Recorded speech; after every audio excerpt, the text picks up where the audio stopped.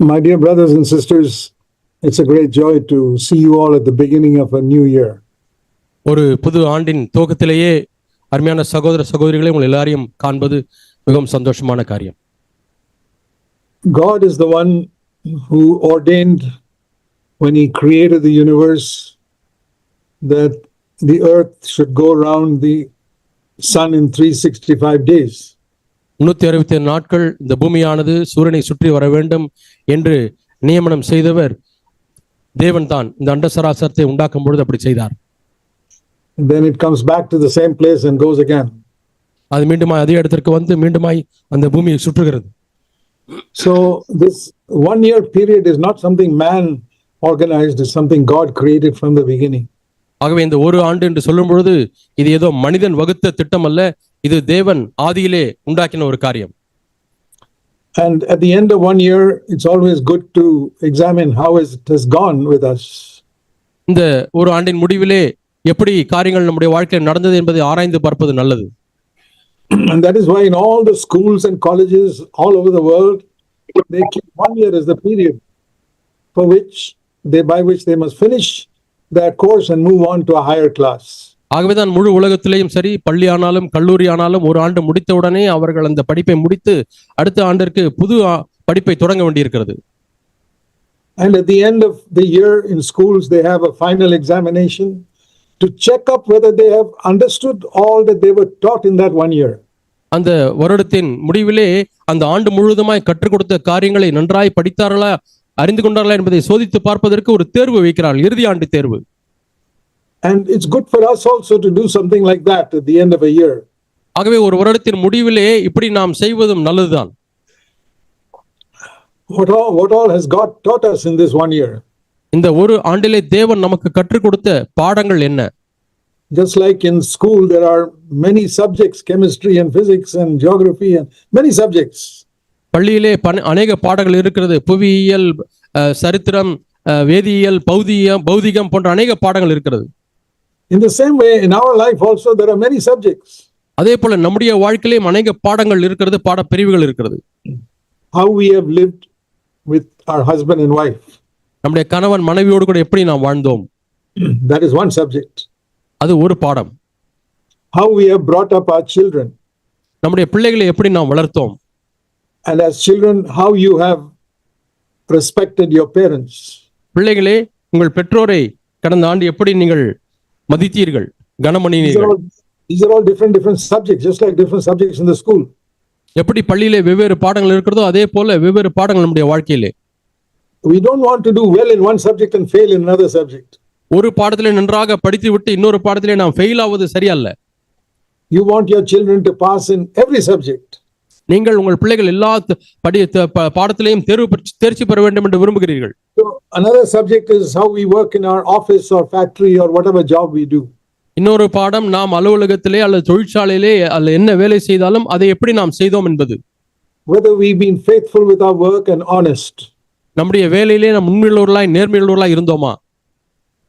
And then another subject is our thought life. That is a very important subject. இன்னும் ஒரு முக்கியமான பாடம் என்னவென்றால் நம்முடைய சிந்தை வாழ்க்கை. Think of that as one more subject in the school. அது பள்ளியிலே இன்னொரு பாடம் என்பதை எண்ணிக்கொள்ளுங்கள். How have your thoughts been in the last 1 year? கடந்த ஒரு ஆண்டிலே உங்களுடைய எண்ணங்கள், சிந்தைகள் எப்படி இருந்திருக்கிறது? And like we ask a child in mathematics, did you pass or fail? கணித பாடத்திலே நீ பாஸ் பண்ணினையா, தேர்ச்சி பெற்றாயா இல்லையா என்று நம்முடைய பிள்ளைகளை கேட்பது போல. Thoughts are like that. Have you passed எண்ணங்கள். Have you passed or failed? நீங்கள் உங்களுடைய சிந்தை வாழ்க்கையிலே தேர்ச்சி பெற்றீர்களா அல்லது தவறி விட்டீர்களா? That means if you are always defeated by dirty thoughts, then you are failing. எப்பொழுதுமே அசுத்த சிந்தையினாலே நான் தோற்கடிக்கப்பட்டு கொண்டே இருந்தேன் என்று சொன்னால் நீங்கள் அதிலே தேர்ச்சி பெறவில்லை.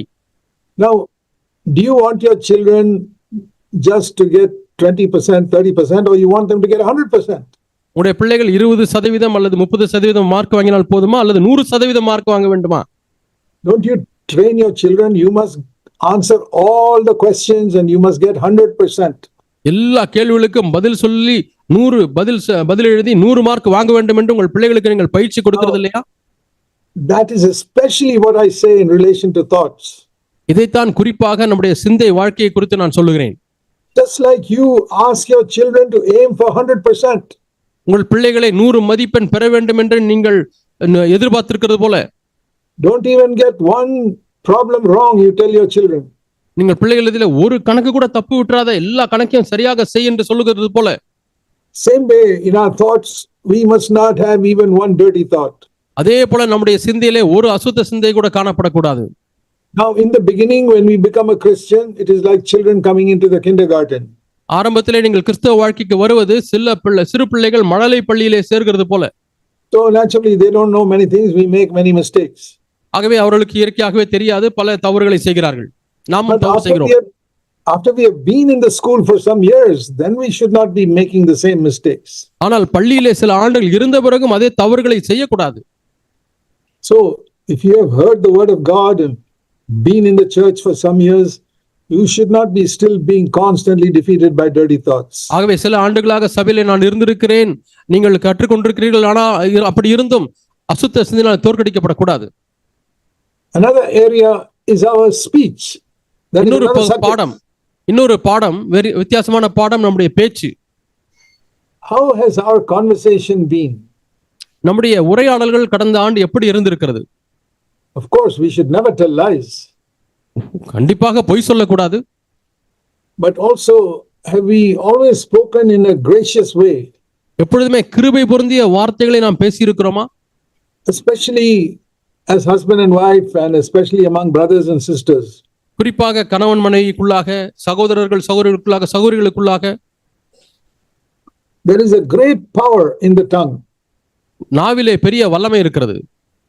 A man who can control the tongue is a perfect man. தன்னுடைய நாவை கட்டுப்படுத்தக்கூடிய மனிதன் பூரண புருஷன். Please turn with me to James chapter 3. யாக்கோபு 3ஆம் அதிகாரத்தை எடுத்துக்கொள்ளுங்கள் என்னோடு கூட. James is a book, a letter that all of you should read. யாக்கோபு என்கிற நிருபத்தை நீங்கள் எல்லாருமே வாசிக்க வேண்டிய ஒரு நிருபம். In James chapter 3, the whole chapter is about the tongue. இந்த 3ஆம் அதிகாரம் முழுவதுமாய் நாவை குறித்து சொல்லப்பட்டிருக்கிறது. And there are some expressions there like James chapter 3 and verse 5.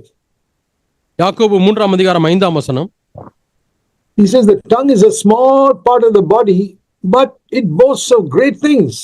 நாவானது சிறிய அவயமாய் இருந்தும் அது பெருமையானவைகளை பேசுகிறது. And he compares it to a small fire that can burn up a whole forest. பெரிய ஒரு காட்டையே கொளுத்தி விடக்கூடிய ஒரு சிறிய நெருப்பை போல நம்முடைய நாவு இருக்கிறது. See that in verse 5. 5ஆம் வசனத்திலே பாருங்கள். See how a great a forest is set aflame by a small fire. பாருங்கள், சிறிய நெருப்பு எவ்வளவு பெரிய காட்டை கொளுத்தி விடுகிறது. And then he says the tongue is a small fire. Next verse. அடுத்த வசனத்திலே பாருங்கள், நாவும் நெருப்புதான். And it's an amazing word he speaks about the tongue. He says in that verse, the tongue is a world full of sin. வியக்கத்தக்க ஒரு வாசகத்தை பயன்படுத்துகிறார். அது அநீதி நிறைந்த உலகம், பாவம் நிறைந்த உலகம் என்று நாவை குறித்து சொல்லுகிறார். Do you know that you got a world full of sin inside your mouth? உங்களுடைய வாய்க்குள்ளாக அநீதி நிறைந்த உலகம் ஒன்று இருக்கிறது என்று நீங்கள் உணர்கிறீர்களா? And most of the people, when they open their mouth and speak, all that sin is coming out. அநேகர் வாயை திறந்து பேச ஆரம்பித்தாலே பாவம் வெளியே வந்து கொண்டே இருக்கிறது. So it is correct what the Bible says. It is a world of sin. ஆகவே வேதம் சொல்லுகிறது சரிதான், அது அநீதி நிறைந்த பாவம் நிறைந்த உலகம். And it says it with that tongue we spoil the whole body in that verse. இந்த அவயவத்தினாலே முழு சரீரத்தையும் நாம் கரைப்படுத்துகிறோம் என்று இந்த வசனத்திலே வாசிக்கிறோம். There's no part of the body which can spoil the whole body like the tongue. நாவை போல வேறு எந்த ஒரு அவயவமும் உடல் உறுப்பும் முழு சரீரத்தையும் கரைப்படுத்த முடியாது. And this small fire can set the whole body on fire. இந்த சிறிய நெருப்பு முழு சரீரத்தையும் அது கொளுத்தி விடும். And he calls it in verse 6 the fire of hell. அதை நரக அக்னி என்று 6ஆம் வசனத்திலே நாவை குறித்து சொல்லுகிறார். My dear brothers and sisters, do you recognize that your tongue can become the fire of hell inside your house? உங்களுடைய வீட்டிலே உங்களுடைய நாவானது நரக அக்னியாய் மாறிவிட முடியும் என்பதை நீங்கள் உணர்ந்திருக்கிறீர்களா? You don't have to actually go to hell to taste what hell is like. நரகம் எப்படி இருக்கிறது என்று பார்க்கும்படி நரகத்துக்கே நீங்கள் போக தேவையில்லை. The fighting and quarreling and anger in so many homes, that is a foretaste of hell. அநேக குடும்பங்களிலே சண்டை, சச்சரவு, கோபங்கள் இவைகளெல்லாம் நரகத்தின் முன்ருசியாக இருக்கிறது. And that is one area you must really ask God for the power of the Holy Spirit to overcome this new year. இந்த வருஷத்திலே ஆண்டவரே, இந்த பகுதிகளிலே நான் ஜெயம் கொள்கிறவனாய் மாறும்படியாய் என்னை பரிசுத்த ஆவியினாலே நிரப்பும் என்று நீங்கள் கேட்க வேண்டும். You know, when nobody could control the tongue in the Old Testament. பழைய ஏற்பாட்டு காலத்திலே யாருமே தங்கள் நாவை கட்டுப்படுத்த முடியவில்லை. There are many things they could not control in the Old Testament. பழைய ஏற்பாட்டு காலத்தில் அநேக காரியங்களில் அவர்களை கட்டுப்படுத்த முடியவில்லை. Even sexual passion, even a man like David could not control it. பாலிய இச்சையை தாவீது போன்ற மனிதனும் கூட கட்டுக்குள்ளாக வைக்க முடியாது இருந்தது. Samson could not control it. சிம்சோனாலே அதை கட்டுப்படுத்த முடியவில்லை. And the tongue is like that, another very, very serious possibility of sin with it. ஆகவே நாவும் அப்படித்தான் இருக்கிறது. அந்த நாவினாலே பாவம், சீரியஸான கொடுமையான பாவத்தை செய்வதற்குரிய சாத்தியம் உண்டு. You must really read verse 6 again. மீண்டுமாய் 6ஆம் வசனத்தை வாசிக்க வேண்டும். Please read it, brother. See what it says here. இங்கே என்ன சொல்லிருக்கிறது என்று பாருங்கள். யாக்கோபு 3ஆம் அதிகாரம் 6ஆம் வசனம். நாவும் நெருப்புதான், அது அநீதி நிறைந்த உலகம். நம்முடைய அவயவங்களில் நாவானது முழு சரீரத்தையும் கரைப்படுத்தி ஆயுள் சக்கரத்தை கொளுத்தி விடுகிறதாயும் நரக அக்னியினால் கொளுத்தப்படுகிறதாயும் இருக்கிறது. What a verse describing the tongue. நாவை விவரித்து சொல்லக்கூடிய எப்படிப்பட்ட வசனம் பாருங்கள். And the Holy Spirit speaks about that strongly because that is the small instrument with which the devil comes into every home. அநேக குடும்பங்களுக்குள்ளாக பிசாசு வரக்கூடிய வழியாக இந்த நாவு இருக்கிறபடினாலே தான் யாக்கோபு இதை அவ்வளவு சீரியஸாக அதை எழுதுகிறார். But if a man can control his tongue, ஆனால் ஒரு மனிதன் தன்னுடைய நாவை கட்டுப்படுத்துவானே ஆகில், then he is a perfect man. அவன் பூரண புருஷன். See what it says here in verse 2. 2ஆம் வசனத்திலே சொல்லப்பட்டிருக்கிறது பாருங்கள். If the middle of verse 2. அந்த 2ஆம் வசனத்தின் மத்தியிலே, if anyone does not stumble in what he speaks, he is a perfect man, able to bridle the whole body as well. ஒருவன் சொல் தவறாதவனானால் அவன் பூரண புருஷனும் தன் சரீரம் முழுவதையும் கடிவாளத்தினாலே அடக்கிக் கொள்ளக்கூடியவனுமாய் இருக்கிறான். So these are big contrasts mentioned in verse 2 and verse 6. ஆகவே 2ஆம் வசனம் 6ஆம் வசனத்திலே நாம் முரண்பட்டு சொல்லக்கூடிய காரியங்களை காண்கிறோம். So if you think of this like one subject in this class in the school, பள்ளியிலே வகுப்பறையிலே இதை ஒரு பாடமாக நீங்கள் எண்ணிக்கொள்ளுங்கள். subject is control of the tongue. பாடம் என்னவென்றால் நாவை கட்டுப்படுத்துவது எப்படி. That is one of the most important subjects in the class. வகுப்பிலே மிக முக்கியமான ஒரு பாடம் இது. So you look back in your last 1 year, how have you done in this subject? இந்த பாடத்திலே நீங்கள் எப்படி தேர்ச்சி பெற்றீர்கள் என்பதை கடந்த ஒரு ஆண்டிலே நீங்கள் திருப்பி பாருங்கள். You alone know how the last 365 days have been. கடந்த 365 ஆண்டுகள் எப்படி இருந்தது என்று உங்களுக்கு மட்டுமே தெரியும்.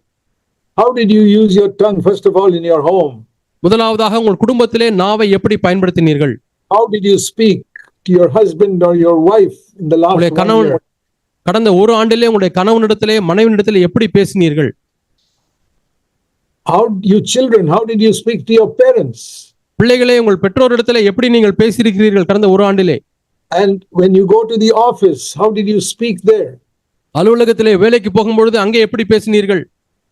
Did you speak any dirty things or dirty jokes with any of your friends? அசுத்தமான காரியங்களையோ அசுத்தமான ஜோக்குகளையோ நீங்கள் அங்கே பரிமாறிக் கொண்டீர்களா, பேசினீர்களா உங்கள் நண்பர்களிடத்திலே? Do you speak evil of other people anywhere? நீங்கள் எங்கேயாவது மற்ற மக்களை குறித்து தீமையாக பேசினீர்களா? To correct somebody is a good thing. யாரையாவது திருத்துவது என்பது நல்ல காரியம்தான். To change his life for the better. அவருடைய வாழ்க்கையை மேன்மையானதை மாற்றும்படி திருத்துவது நல்லதுதான். But to speak evil of somebody is, it says here, it's like hell. ஆனால் ஒருவரை பற்றி தீமையாய் பேசுவது நரகத்தை போல இருக்கிறது என்று வாசிக்கிறோம். So this is one very, very important subject that we must really take seriously in the new year. ஆகவே மிகவும் கருத்தாக இந்த புது வருஷத்திலே எடுக்கக்கூடிய பாடம் இந்த பாடம். And it says here in verse 8, 8ஆம் வசனத்திலே வாசிக்கிறோம், nobody can tame the tongue. நாவை அடக்க ஒரு மனுஷனாலும் கூடாது. But verse 7, all types of beasts and birds and reptiles and creatures of the sea have been tamed by man. ஆனால் 7ஆம் வசனத்தை பாருங்கள், சகலவிதமான மிருகங்கள், பறவைகள், ஊரும் பிராணிகள், நீர்வாழும் ஜந்துக்கள் இவைகள் எல்லாம் மனுஷ சுபாவத்தால் அடக்கப்படும். You have seen in a circus that a man is able to even control a lion and a tiger. சர்க்கஸிலே பாருங்கள், ஒரு புலியையும் சிங்கத்தையுமே மனிதன் கட்டுப்படுத்துகிறான். And this big mighty elephant obeys a man. அங்க பெரிய வல்லமையான சக்தி வாய்ந்த யானையே மனிதன் சொல்லுகிறதுக்கு கீழ்ப்படுகிறது. All these big animals man has been able to control and tame. இந்த பெரிய பெரிய விலங்குகளை எல்லாம் மனிதன் கட்டுப்படுத்தி அடக்குகிறான். Lions and elephants are tamed. சிங்கங்களும் யானைகளும் அடக்கப்படுகிறது, பழக்குவிக்கப்படுகிறது. But man is not able to tame the tongue. ஆனால் மனிதனோ தன்னுடைய சிறிய நாவை அடக்க முடியவில்லை. And with this tongue, it says in verse 9, we come on Sunday and praise the Lord. இந்த நாவினாலே ஞாயிற்றுக்கிழமை நாம் சபைக்கு வந்து தேவனை துதிக்கிறோம். And we say so many good things in our songs. நம்முடைய பாடல்களிலே நல்ல அருமையான காரியங்களை இந்த நாவினாலே சொல்லுகிறோம். And then we go home and with the same tongue, it says, verse 9, we curse men who are made in the likeness of God. அதே நாவினாலே வீட்டுக்கு போன உடனே தேவனுடைய சாயலாய் உண்டாக்கப்பட்ட மனுஷனை சபிக்கிறோம். Do you know that animals are not made in the likeness of God? உங்களுக்கு தெரியுமா, விலங்குகள், மிருகங்கள் தேவ சாயலால் உண்டாக்கப்படவில்லை. But man was made in the likeness of God. ஆனால் மனிதனோ தேவனுடைய சாயலினாலே உண்டாக்கப்பட்டவன். But that image of God has been defaced and spoilt by sin. ஆனால் பாவத்தினாலே அந்த சாயலானது அது விகாரமடைந்து கெடுக்கப்பட்டு விட்டது. But originally man was made in the likeness of God. ஆனால் ஆரம்பத்திலே மனிதன் தேவ சாயலினாலே தான் உண்டாக்கப்பட்டான். It says here very clearly, மிகவும் தெளிவாய் சொல்லப்பட்டிருக்கிறது, man was made in the likeness of God. தேவனுடைய சாயலின்படியே மனுஷன் உண்டாக்கப்பட்டான். And salvation is once again, Jesus Christ has come through the Holy Spirit to bring us back into the likeness of God. ரட்சிப்பு என்றால் என்ன? பரிசுத்த ஆவியானவர் நம்முடைய வந்து மீண்டுமாய் அந்த தேவ சாயலை நம்மிடத்தில் கொண்டு வருகிறார். அதுதான் ரட்சிப்பு. So I don't mind emphasizing this again and again. அதை மீண்டும் மீண்டுமாய் வலியுறுத்துவதிலே எனக்கு எந்த பிரச்சனையும் இல்லை. Because as we saw, if you can control your tongue, verse 2, you're a perfect person. நாம் ஏற்கனவே பார்த்தது போல 2ஆம் வசனத்திலே நீங்கள் நாவை அடக்க முடிந்தால் நீங்கள் பூரண புருஷன். So in our Bangalore CFC, on the pulpit we have a verse which says, let us press on to perfection. Bangalore சிஎஃப்சியிலே அங்கே அந்த பிரசங்க பீடத்திலே ஒரு வசனத்தை எழுதி இருக்கிறோம், பூரணத்தை நோக்கி நாம் கடந்து போவோமாக. So the first area we should press on to perfection is in our tongue. ஆகவே நாம் பூரணத்தை நோக்கி பிரயாசப்படக்கூடிய முதல் பகுதி நம்முடைய நாவு. And so as we begin a new year, நாம் ஒரு புது வருஷத்தை நாம் ஆரம்பிக்கும் பொழுது maybe we have failed many times in the last 1 year. கடந்த ஒரு ஆண்டிலே பல தடவை நாம் தவறி இருக்கிறோம். Just in this one area. இந்த ஒரு பகுதியிலே. So we can ask the Lord first of all to please forgive us for whatever we remember we failed in the last 1 year. கடந்த ஒரு ஆண்டிலே நாம் எங்கெல்லாம் தவறி விட்டோமோ அதை எந்தெல்லாம் ஞாபகத்துக்கு வருதோ அந்த காரியங்களிலே நாம் தேவனிடத்திலே நாம் மன்னிப்பு கேட்கலாம். Anything that comes to your mind. உங்கள் மனதிற்கு ஞாபகத்துக்கு வரக்கூடிய எந்த காரியமாக இருந்தாலும். Lord, I remember now when I look back over the last 365 years, certain things come to my mind. ஆண்டவரே, கடந்த 365 நாட்களிலே நான் திரும்பி பார்க்கும்போது சில காரியங்கள் என்னுடைய மனதுக்கு ஞாபகத்துக்கு வருகிறது. I spoke in a bad way to people in the office or in my home. அந்த இடத்திலே, அலுவலகத்திலே அல்லது வீட்டிலே என்னுடைய வாயினாலே நான் மிகவும் மோசமாக பேசிவிட்டேன். I spoke in a bad way to my relatives or mother-in-law. என்னுடைய மாமியார் இடத்திலே அல்லது என்னுடைய உறவினரிடத்திலே மிகவும் தவறாக நான் பேசிவிட்டேன். And it is, you cannot go to the Lord and say, Lord, he spoke to me like that, that's why I spoke to him. ஆண்டவரிடத்திலே போய் அவங்க இப்படி பேசினாங்க அதனால தான் நான் அப்படி பேசினேன் என்று ஆண்டவரிடத்திலே நாம் சொல்ல முடியாது. No, that person is a child of the devil, but you're a child of God. அந்த நபர் ரட்சிக்கப்படாத நபர் பிசாசுடைய பிள்ளையா இருக்கிறார், ஆனால் நீயோ தேவனுடைய பிள்ளையா இருக்கிறாயே. So you cannot behave like them. ஆகவே அவர்களைப் போலவே நீயும் நடந்து கொள்ள முடியாது. See, if some people never take a bath and they're always dirty, will you be like that? சில பேர் குளிக்காமலே இருக்கிறார்கள், அசுத்தமா இருக்கிறார்கள், ஆகவே நானும் அப்படி இருக்க போகிறேன் என்று சொல்லுவீர்களா? If some people are always wearing dirty clothes, never washing their clothes and smelling, will you be like that? சில பேர் தங்களுடைய ஆடைய வஸ்திரங்கள் எல்லாம் துவைப்பதே கிடையாது, நாற்றம் எடுக்கிறது, ஆகவே நானும் நாற்றமாய் போட்டுக்கொள்வேன் என்று சொல்லுவீர்களா?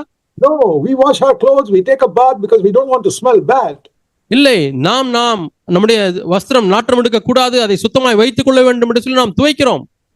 So in the same way, we must be careful about our tongue. அதே போல நம்முடைய நாவிலேயும் நாம் கவனமுள்ளவர்களாய் இருக்க வேண்டும். Lord, I don't want to be like these other people. ஆண்டவரே, மற்ற மக்களைப் போல நான் இருக்க விரும்பவில்லை. The Bible says that when Jesus comes, we will be like him. இயேசு வரும்பொழுது அவர் இருக்கிற வண்ணமாகவே நாம் இருப்போம் என்று வேதம் சொல்லுகிறது. That day we will have complete control over our tongue. அப்பொழுது அந்த விதத்திலே நம்முடைய நாவின் மீது நமக்கு பூர்ண கட்டுப்பாடு இருக்கும். So many people, when I ask them, what is the hope that you have? அநேகரிடத்திலே நான் கேட்பது என்னவென்றால், உங்களுக்கு இருக்கக்கூடிய நம்பிக்கை என்ன? They say, my hope is that Jesus Christ is coming back for me. என்னுடைய நம்பிக்கை இயேசு கிறிஸ்து எனக்காக திரும்பமாய் வருகிறார். I say, good. நல்லது. But that is only half the hope. அது உங்கள் நம்பிக்கையிலே பாதிதான். What is the other half? இன்னொரு பாதி என்ன? It's important. It's no use having half of something. ஏதோ ஒரு காரியத்தை பாதி அறிந்திருப்பது நல்லதல்ல. So supposing you tear up a currency note into half, who will accept it? நீங்கள் ஒரு ரூபாய் நோட்டை பாதியாய் கிழித்து வைத்துக் கொள்கிறீர்கள், யார் அதை ஏற்றுக்கொள்வார்கள்? It may be a real 100 rupee note. அது உண்மையான 100 ரூபாய் நோட்டா இருக்கலாம். But if you turn it into half, it is worth 0. ஆனால் அதை பாதியாய் கிழித்து விட்டால் அது அதனுடைய மதிப்பு 0. So in the same way, அதே போல don't tear your hope into half. Understand the full hope. உங்களுடைய நம்பிக்கையை பாதியாய் கிழிக்க வேண்டாம், முழு நம்பிக்கை என்ன என்பதை விளங்கிக் கொள்ளுங்கள். So turn with me to 1 John chapter 3. 1 யோவான் 3ஆம் அதிகாரத்தை என்னோடு கூட திருப்புங்கள்.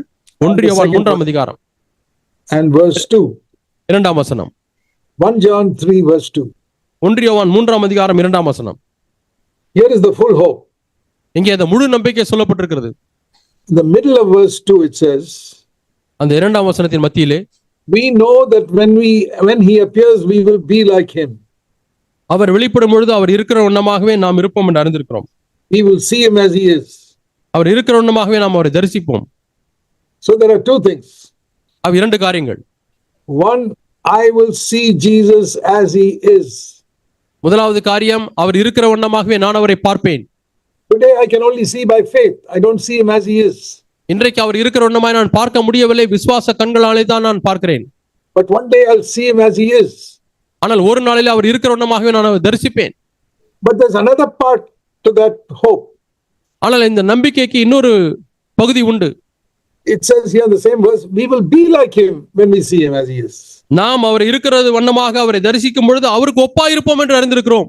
Now you go to most of the Christians in the world. இந்த உலகத்திலே அநேக கிறிஸ்தவத்திலே நீங்கள் சென்று பாருங்கள். He says, what is the hope you have for the future? அந்த பெரும்பாலான கிறிஸ்தவர்களை பார்த்து உங்களுக்கு எதிர்காலத்தை குறித்த நம்பிக்கை என்ன என்று கேளுங்கள். What is the hope of the Christian? கிறிஸ்தவனுடைய நம்பிக்கை என்ன என்று கேளுங்கள். 99% of them will say that Christ is coming back. 99% இயேசு கிறிஸ்து மீண்டுமாய் வருவார், நான் அவரை பார்ப்பேன் என்று தான் சொல்லுவார்கள். In my entire life, I never heard a preacher tell me that is only half the hope. என்னுடைய முழு வாழ்க்கையிலும் அப்படிப்பட்ட எந்த ஒரு பிரசங்கியாரும் பிரசங்கித்ததை நான் கேட்டதில்லை. இயேசுவை மட்டும் நாம் பார்ப்போம் என்று சொல்வது நம்பிக்கையின் பாதிதான். That is one of the things we preach in the CFC. The other half of the gospel which most people don't preach. அநேக மக்கள் பிரசங்கிக்காத சுவிசேஷத்தின் இன்னொரு பகுதியை நாம் பிரசங்கிக்கிறோம். Most places only half the gospel is being preached. அநேக இடங்களிலே பாதி சுவிசேஷம் மட்டுமே பிரசங்கிக்கப்படுகிறது. For example, உதாரணமாக, your sins can be forgiven. உன்னுடைய பாவங்கள் மன்னிக்கப்பட முடியும். That is half the gospel. அது சுவிசேஷத்தின் பாதி. It is like a half a 100 rupee note. அது ரூபாய் 100 பாதியாய் கிழித்தது போல. But what about the other half? அந்த இன்னொரு பாதி என்ன?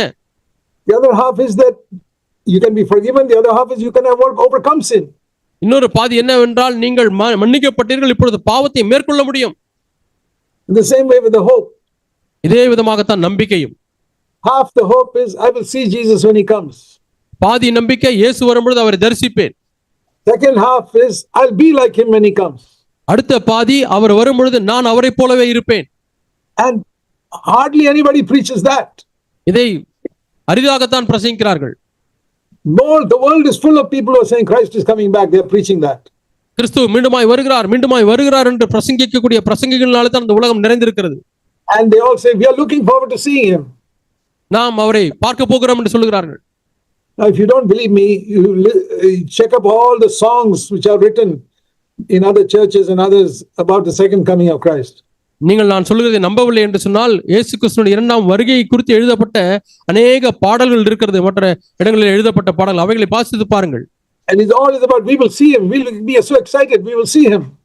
அவைகள் எல்லாம் நாம் அவரை பார்வோம், கண்ணிமைக்கும் நேரத்தில் அவரை காண்போம் என்றுதான் இருக்கிறது. See if you can find one song which says that I'll be like him when he comes. அவர் வரும்பொழுது அவர் இருக்கிற வண்ணமாகவே நான் இருப்பேன் என்று சொல்லப்படுகிற ஒரு பாடலை நீங்கள் காண்பீங்கள். My dear brothers and sisters, you call yourself part of CFC.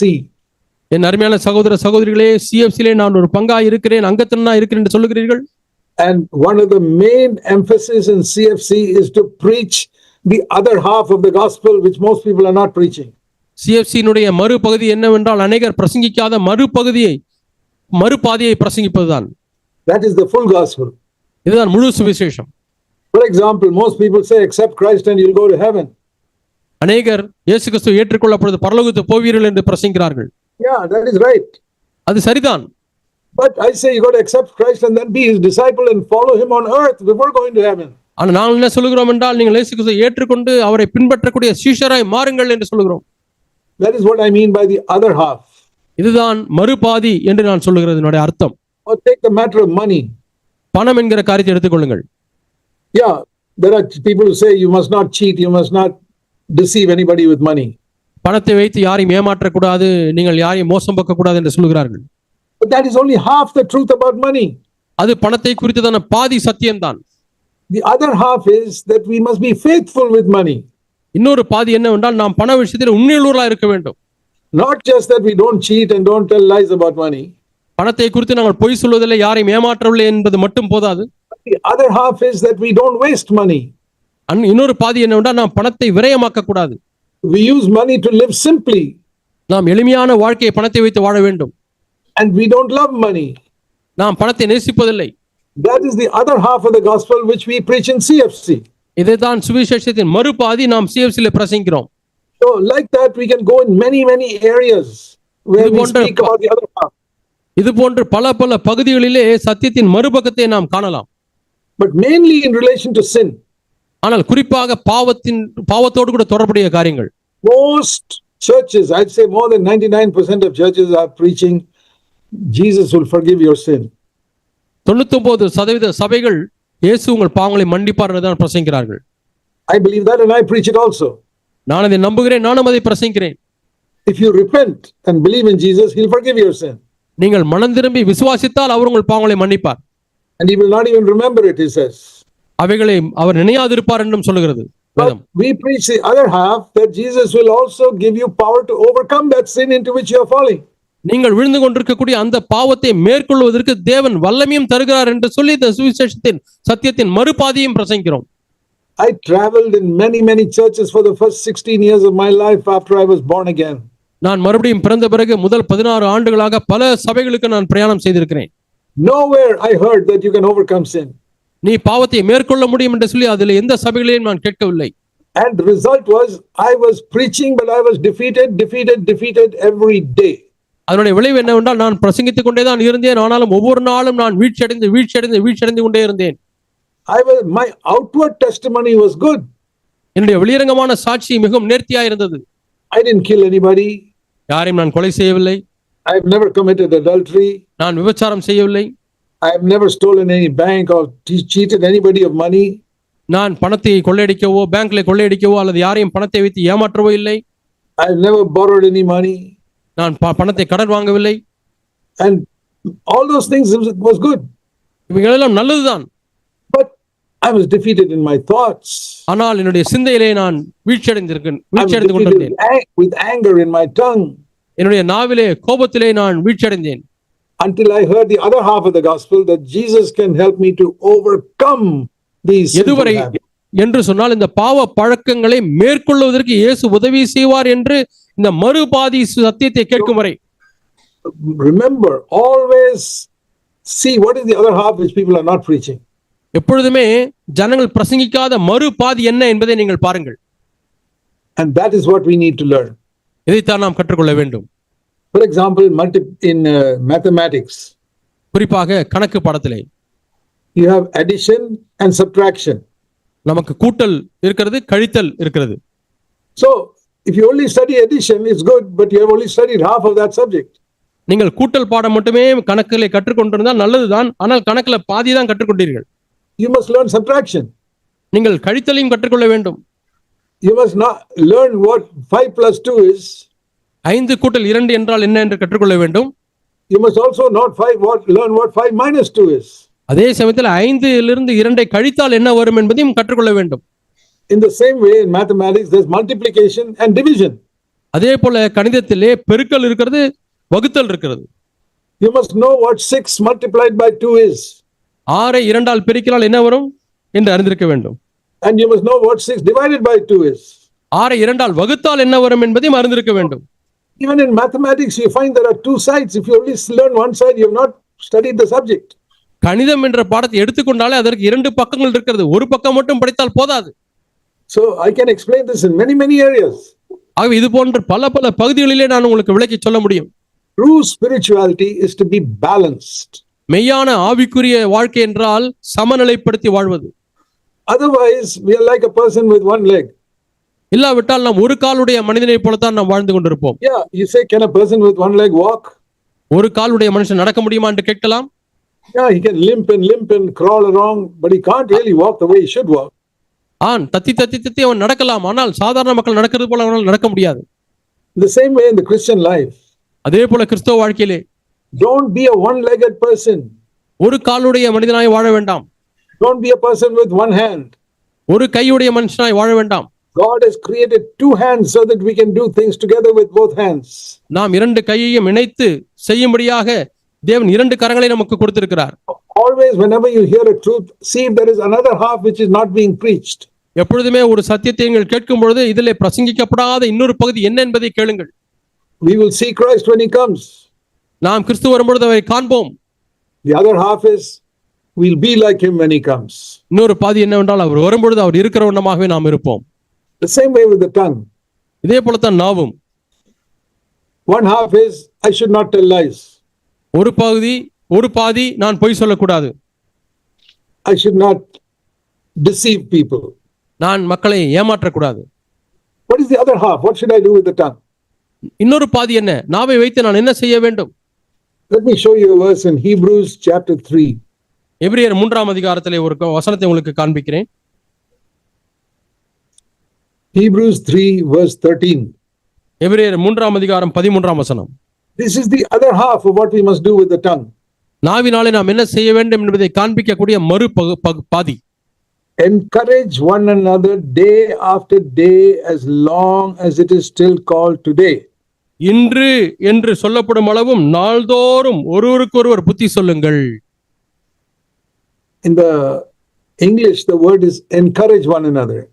ஆங்கிலத்திலே புத்தி சொல்லுங்கள் என்ற வார்த்தை அல்ல, அது எப்படி மொழிபெயர்க்கப்பட்டிருக்கிறது என்றால் உற்சாகப்படுத்துங்கள். That means we say something that will lift up that person's discouraged spirit. இப்பொழுது சோர்வடைந்திருக்கக்கூடிய ஒரு மனிதனுடைய ஆவி உயர்த்தப்படும்படியாக, தைரியப்படுத்தப்படும்படியாக நாம் ஒரு வார்த்தையை சொல்லுகிறோம். And it says here every day we must do it. இந்த இடத்துல என்ன சொல்லப்பட்டிருக்கிறது என்றால் 13ஆம் வசனம், ஒவ்வொரு நாளும் நாள்தோறும் அதை செய்ய வேண்டும். Think of that as a challenge for the new year. இந்த புது ஆண்டிலே இதை ஒரு சவாலாய் எடுத்துக்கொள்ளுங்கள். We have 365 days in this new year. இந்த புது ஆண்டிலே 365 நாட்கள் நமக்கு இருக்கிறது. And every day told here to encourage somebody. இங்கே பாருங்கள், ஒவ்வொரு நாளும் என்ன செய்ய வேண்டும் என்று சொல்லப்பட்டிருக்கிறது. ஒவ்வொரு நாளும் நீங்கள் ஒரு உற்சாகப்படுத்த வேண்டும். Is that written in your Bible? உங்களுடைய வேதாகமத்தில் எழுதப்பட்டிருக்கிறதா அப்படி? Yeah, it's written here. எழுதப்பட்டிருக்கிறது இங்கே. Now it's not, see, if you're asked to give money every day to somebody, that's very difficult. We don't have so much money. நாள்தோறும் பணத்தை மற்றவர்களுக்கு கொடுங்கள் என்று சொன்னால் அவ்வளவு பணம் நம்மிடத்தில் இல்லை, அதை செய்ய முடியாது. Or if you're asked to do some hard work every day, we may not be able to do it. We don't have so much strength. நமக்கு அவ்வளவு பலனில்லை, நாள்தோறும் கடினமாய் உழையுங்கள் என்று சொன்னால் நாள்தோறும் உழைக்க முடியாமல் இருக்கலாம். But how difficult it is to say one sentence to encourage somebody. ஒரு வாக்கியம் ஒருவரை உற்சாகப்படுத்த முடியாது சொல்வது எவ்வளவு கடினம். Not at all difficult.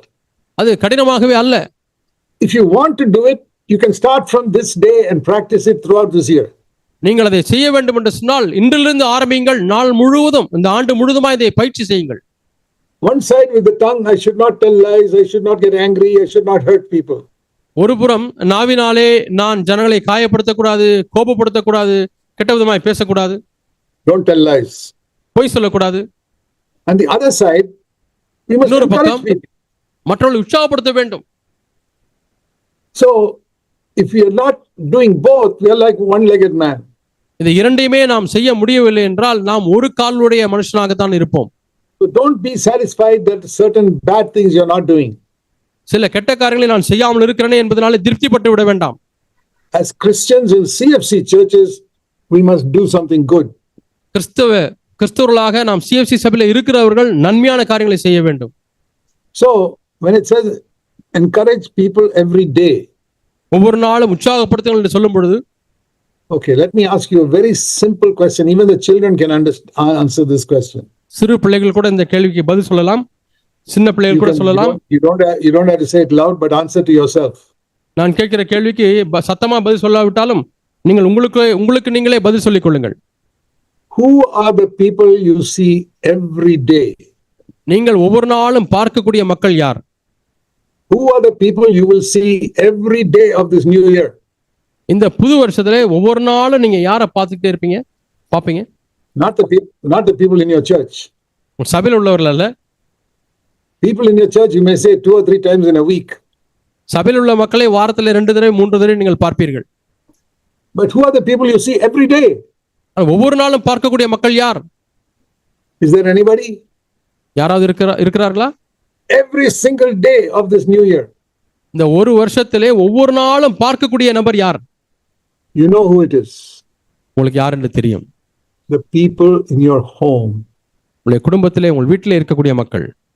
All you husbands, you see your wife every day. புருஷர்மார்களே, நீங்கள் எல்லாரும் உங்கள் மனைவிமார்களை ஒவ்வொரு நாளும் பார்க்கிறீர்கள். It says here encourage her every day. ஒவ்வொரு நாளும் உற்சாகப்படுத்துங்கள் என்று சொல்லப்பட்டிருக்கிறது. How long does it take to encourage a person? ஒரு நபரை உற்சாகப்படுத்துவதற்கு எவ்வளவு காலம் எடுக்கும்? It's not like preaching a sermon. You don't have to take even 1 minute. You don't need. உங்களுக்கு ஒரு நிமிடம் கூட தேவையில்லை. ஒரு பெரிய பிரசங்கத்தை செய்வது போல கிடையாது உற்சாகப்படுத்துவது. I'll give you an example. ஒரு உதாரணத்தை உங்களுக்கு சொல்லுகிறேன். Supposing your wife has prepared a lunch for you. உங்களுடைய மனைவி உங்களுக்கு மதிய உணவை தயாரித்து வைத்திருக்கிறார்கள், சமைத்து வைத்திருக்கிறார்கள். And you say a simple thing like, thank you very much for that lovely lunch. இந்த அருமையான சுவையான சாப்பாட்டுக்காக நன்றி என்று சொல்லுகிறீர்கள். Have you ever said that to your wife any time in your life? உங்கள் வாழ்க்கையில் எப்பொழுதாவது மனைவியிடத்தில் சொல்லியிருக்கிறீர்களா? If there is no salt, one day you'll definitely say it. Oh, there's no salt here. உப்பு இல்லைன்னா உடனே நீங்க சொல்லிருங்க, என்ன உப்பே இல்லை என்று சொல்லி விடுவீர்கள். Oh, today you put too many chilies in it. I can't eat it. ஐயோ, சாப்பிடவே முடியல, காரம் அவ்வளவு மிளகாயை போட்டுட்டியே. Criticism comes so quickly to us. மற்றவர்களை விமர்சிப்பது, குறை சொல்வது என்பது எவ்வளவு எளிதாக வந்து விடுகிறது நமக்கு. My dear brothers and sisters, என் அருமையான சகோதர சகோதரிகளே, many of you think you're wholehearted Christians. உங்களில் அநேகர் நான் முழு இடைமுறை கிறிஸ்தவர் எண்ணுகிறீர்கள். Let me ask you, when was the last time you said a word of encouragement to your wife? உங்களுடைய மனைவிக்கு உற்சாகப்படுத்தக்கூடிய வார்த்தைகளை கடைசியாய் சொன்னது எப்பொழுது? See, my wife and I have been married for 57.5 years. 57 ஆண்டுகளாக எனக்கும் என்னுடைய துணைவியாரும் நாங்கள் குடும்பமாய் திருமணமாகி வாழ்ந்து கொண்டிருக்கிறோம். When she brings me a cup of coffee in the morning, I say thank you. காலையிலே எனக்கு ஒரு கப் காபி கொண்டு வந்தார்களானால் நான் நன்றி சொல்லுகிறேன். You say, do you say thank you to your wife when she gives something like that to you? இது போன்று ஏதாவது உங்கள் மனைவி உங்களிடத்திலே கொடுத்தால் நீங்கள் நன்றி சொல்லுகிறீர்களா? If it is some stranger who gives it, you say thank you. யாராவது அந்நியர் வந்து உங்களுக்கு கொடுத்தா ரொம்ப தேங்க்ஸ்னு சொல்லுவீங்க. See, that is our problem. We behave nicely with strangers, but we are not courteous and gracious to our own family members. நம்முடைய பிரச்சனை இதுதான். வெளியே இருந்து வருகிறவர்களிடத்திலே நாம் மிகவும் நன்றாக நடந்து கொள்வோம், ஆனால் நம்முடைய குடும்ப அங்கத்தினரிடத்திலே நாம் ஒரு கிருபையோடு, கனிவோடு, பண்போடு நடந்து கொள்வதில்லை. You children, Do you ever say பிள்ளைகளே- thank you to your daddy and mommy? பிள்ளைகளே உங்க அப்பா அம்மாவுக்கு நீங்க தேங்க்யூ டாடி, தேங்க்யூ மம்மின்னு சொல்றீங்களா? See how hard your father is working every day to earn money to get you clothes and send you to school. உங்களை பள்ளிக்கு அனுப்புவதற்கும், உங்களுக்கு வஸ்திரம், ஆடை, துணிமணி வாங்கி கொடுப்பதற்கும் ஒவ்வொரு நாளும் எவ்வளவு கடினப்பட்டு உங்க அப்பா உழைக்கிறார்கள். How many years they've done that for you? எவ்வளவு ஆண்டுகளாக இதை செய்திருக்கிறார்கள். And when you were sick, they took you to the hospital and paid to treat you so that you'd recover. வியாதிப்பட்டு விட்டால் ஆஸ்பத்திரிக்கு கூட்டிக் கொண்டு சென்று பணத்தை செலுத்தி உங்களுக்கு சிகிச்சை கொடுக்க வைத்து நீங்கள் சரியாகும் வரைக்கும் அங்கிருந்து கவனித்து வருகிறார்கள். Do you thank them for it? அதற்காக நன்றி சொல்லுகிறீர்களா? When you grow older, they have to buy new clothes for you because the old clothes are too small. நீங்க வளர வளர பழைய ட்ரெஸ் எல்லாம் டைட் ஆகி விட்டது, இப்ப புது ட்ரெஸ் உங்களுக்கு வாங்கி கொடுக்கணும். You have to keep on buying new clothes as you grow older. நீங்கள் வயது செல்ல செல்ல உங்களுக்கு புது துணிமணி வாங்கி கொடுத்து கொண்டே இருக்க வேண்டும். And then think of your mother, how hard she works in the kitchen to make meals for you every day. உங்க அம்மா சமையல் அறையில ஒவ்வொரு நாளும் உங்களுக்கு சாப்பாடு சமைத்து கொடுப்பதற்கு எவ்வளவு கஷ்டப்படுகிறாள் என்று எண்ணி பாருங்கள். Children of CFC children, let me tell you, start a new habit this year. CFC பிள்ளைகளே, ஒரு புது பழக்கத்தை இந்த ஆண்டிலே கற்றுக்கொள்ளுங்கள். You may forget to do it every day. ஒவ்வொரு நாளும் அதை செய்வதற்கு மறந்து விடலாம். Any new habit we may not remember every day. ஒவ்வொரு புது பழக்கத்தையும் ஒவ்வொரு நாளும் நாம் நினைவு கொள்வதில்லை, மறந்து விடுகிறோம். But whenever you remember, you say, oh, let me thank my mommy for what they did do for me. எப்பொழுதெல்லாம் ஞாபகத்துக்கு வருகிறதோ, ஓ அம்மாவுக்கு நான் தேங்க்ஸ் சொல்லட்டும், அம்மா எனக்கு எவ்வளவு செய்றாங்களே. As I said, நான் சொன்னது போல there's too much salt and the food is not good, we complain. நாம் சாப்பாட்டுல அதிகமா உப்பு போட்டாச்சுன்னா நாம் குறை சொல்கிறோம், அன்றைக்கு நாம் முறுமுறுக்கிறோம். That is a habit we have. அது From நமக்கு the time of Adam, we've got this bad nature to complain more than to give thanks. நாம் நன்றி சொல்வதற்கு பதிலாக அதிகமாய் குறை சொல்லுகிற பழக்கத்தை ஆதாமிடத்தில் நாம் பெற்றுக்கொண்டோம். So I'm just trying to help you to have a completely new year from today onwards. ஆகவே இன்றிலிருந்து முற்றிலுமான ஒரு புது ஆண்டை நீங்கள் வைத்துக் கொள்ள முடியாது, கொண்டிருக்க முடியாக நான் உங்களுக்கு புத்தி The சொல்கிறேன். Holy Spirit will change us completely. பரிசுத்த ஆவியானவர் முற்றுமாய் மாற்றுவார். And you can even encourage somebody when you speak to somebody on a phone. நீங்கள் யாரிடத்திலாவது அலைபேசியிலே பேசினாலும் கூட அதிலேயும் கூட நீங்கள் உற்சாகப்படுத்தலாம். Maybe you're speaking something very important on the phone to somebody you know. நீங்கள் அறிந்திருக்கக்கூடிய ஒரு நபரோடு கூட முக்கியமான ஒரு விஷயத்தை பேசிக்கொண்டே இருக்கிறீர்கள். Or you're just having a casual conversation with your friend. அல்லது நண்பனோடு கூட சாதாரணமாக பேசிக் கொண்டிருக்கிறீர்கள். You can add one sentence. நீங்கள் பேசினதோடு கூட இன்னும் ஒரு வாக்கியத்தை சேர்க்கலாம். No, you can say, brother, I pray that God will encourage you today and bless you. தேவன் உங்களை உற்சாகப்படுத்தி உங்களை ஆசீர்வதிக்கும்படியாக உங்களுக்காக நான் இன்னைக்கு ஜெபம் பண்றேன். One sentence. ஒரு வாக்கியம்.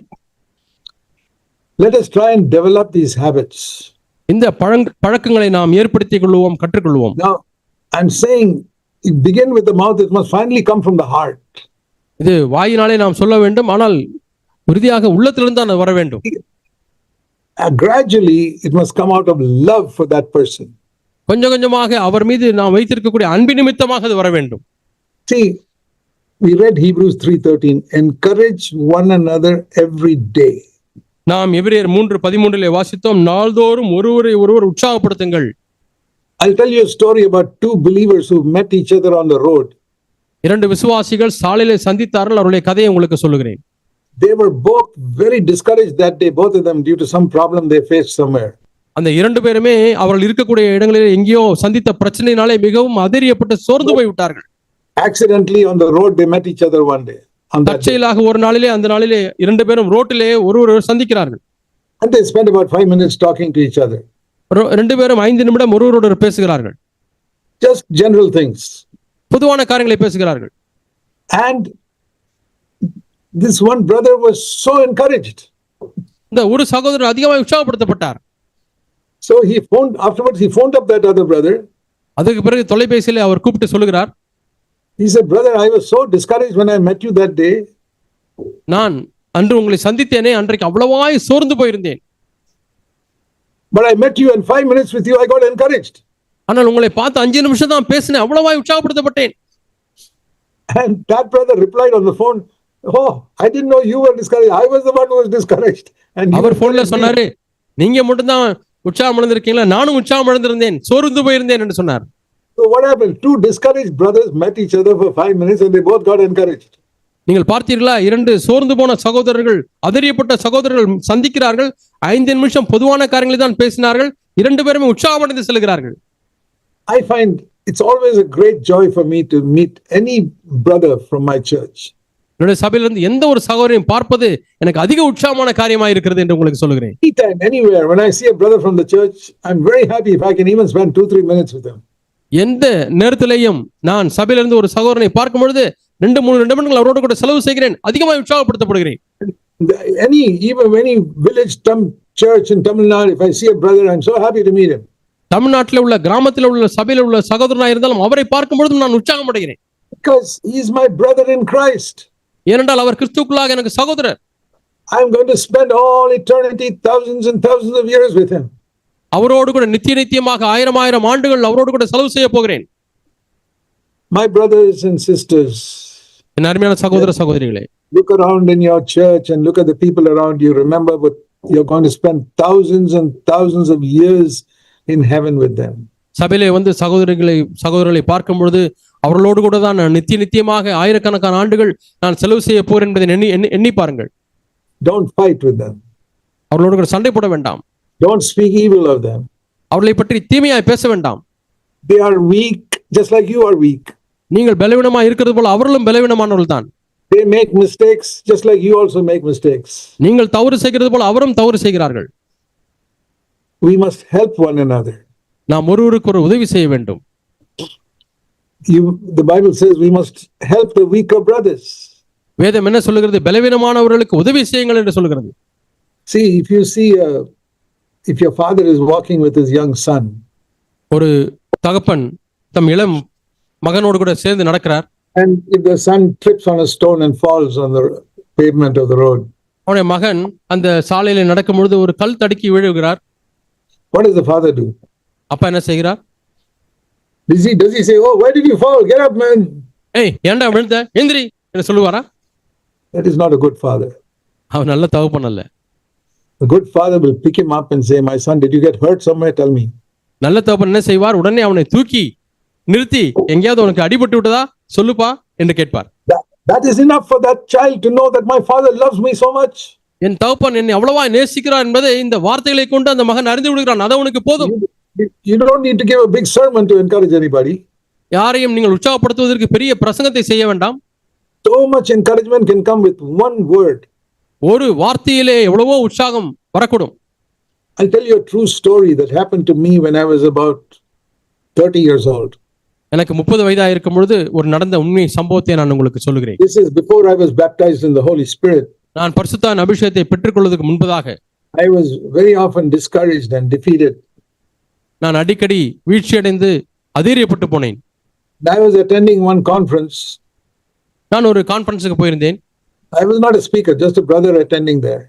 நான் ஒரு பிரசங்கராக போகவில்லை, ஒரு சாதாரண சகோதரராக அந்த கான்ஃபரன்ஸுக்கு போயிருந்தேன். That was a big conference with some senior brothers and all were preaching. அங்கே மூத்த சகோதரர்கள் பிரசங்கித்துக் கொண்டிருந்தார்கள். அந்த கான்ஃபரன்ஸ்க்கு நான் போயிருந்தேன். And this is another country. இது வேறொரு நாட்டிலே நடந்த சம்பவம். And there was this senior brother, older brother who could not speak English. அங்கே ஒரு சீனியர் சகோதரர், மூத்த சகோதரர் இருந்தார். அவருக்கு ஆங்கிலம் பேச தெரியவில்லை. He could just speak a few words. அவர் ஏதோ ஒரு சில வார்த்தைகளை மட்டும் தான் பேசுவார். And in between the sessions he saw me. அந்த கூட்டங்களுக்கு இடையிலே உள்ள நேரத்தில் அவர் என்னை பார்த்தார். I was about 30 and he must have been about 60. எனக்கு அப்போது 30 வயதுதான், அவருக்கு 60 வயது இருக்கும். He put his hand on my shoulder. அவர் தன்னுடைய கரத்தை என்னுடைய தோளிலே போட்டார். He said, அவர் சொன்னார், brother, God has got a great plan for your life. தேவன் உங்களை பற்றி ஒரு பெரிய திட்டம் வைத்திருக்கிறார் என்று சொன்னார். May God fulfill it. தேவனே அதை நிறைவேற்றுவாராக. May God bless you. ஆண்டவர் உங்களை ஆசீர்வதிப்பார். That is all. அவ்வளவுதான். After 50 years, I still remember that. 50 ஆண்டுகள் கழித்தும் இன்னும் அவர் சொன்னதை நான் நினைவிலே வைத்திருக்கிறேன். And that day it encouraged me so much when he said that. அந்த நாளில் அவர் அதை சொன்ன பொழுது அதிகமாக என்னை உற்சாகப்படுத்தியது. I don't remember any of the sermons preached in that conference. அந்த கான்ஃபரன்ஸ்ல பிரசங்கிக்கப்பட்ட வேற எந்த பிரசங்கம் எனக்கு நினைவில் இல்லை. I don't even know who the other speakers were in that conference. அந்த கான்ஃபரன்ஸ்ல வந்த பிரசங்கியார்கள் பேர்கள் கூட எனக்கு தெரியாது யார் என்று. But when this one brother came to a discouraged young man like me and just said, God has got a plan for your life, he encouraged me so much. ஆனால் சோர்ந்து போயிருந்த மனிதன், என்னை போல ஒரு மனிதனிடத்திலே அவர் வந்து தேவன் உங்கள் வாழ்க்கைக்கு ஒரு திட்டம் வைத்திருக்கிறார் என்று சொல்லும் பொழுது என்னை அதிகமாக இது உற்சாகப்படுத்தியது. Did he preach a sermon to me? அவர் எனக்கு ஒரு பிரசங்கத்தை செய்தாரா? He could not speak English. He could not preach a sermon to me.